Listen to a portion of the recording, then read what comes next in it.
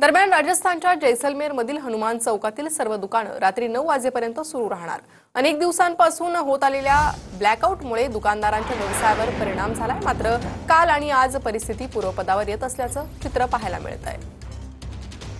राजस्थानच्या जैसलमेरमध्ये जनजीवन पूर्वपदावर येण्यास सुरुवात झालेली आहे। आज दुसरा दिवस आहे जेव्हा ब्लॅकआउट होणार नाहीये आणि याचा आनंद सुद्धा साजरा केला जातोय। मी सध्या हनुमान चौकात आहे। या ठिकाणी आपण पाहतोय की लाईट्स लावण्यात आलेल्या आहेत आणि गेल्या काही दिवसांपासून या ठिकाणी ब्लॅकआउट घेण्यात येत होता। 6 वाजेनंतर 12 तासाचा ब्लॅकआउट या ठिकाणी होत होता। लोकांना घराबाहेर पडण्यास मज्जा होता।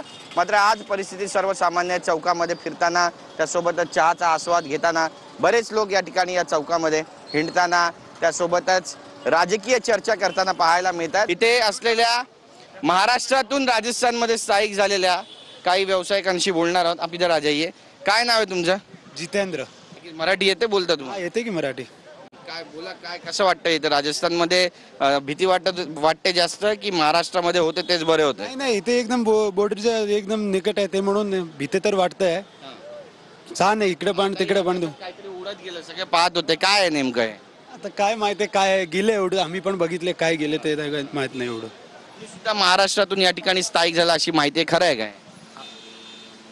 कुठे होता तुम्ही महाराष्ट्रात? मी पुण्याच्या पुढे लोणी काळभोर अडॅप्स्टर पुढे। किती वर्ष झाले तुम्ही आता या ठिकाणी आलात आणि स्थायिक झाला? या ठिकाणी येऊन मला 40 वर्ष झाले। कॅमेरा पर्सन खंडूराजचा गिरीश गायकवाड, TV9 मराठी, जैसलमेर।